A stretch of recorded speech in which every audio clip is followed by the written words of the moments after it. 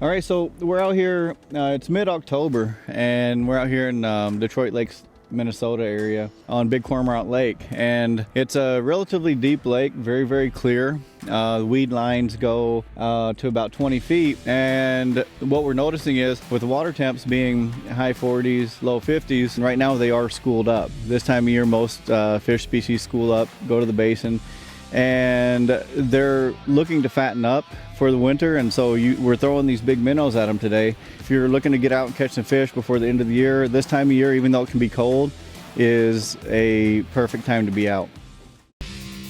Thanks for watching. Hit the subscribe button and click on the bell to stay up to date with the latest tips and techniques to help you get the next bite.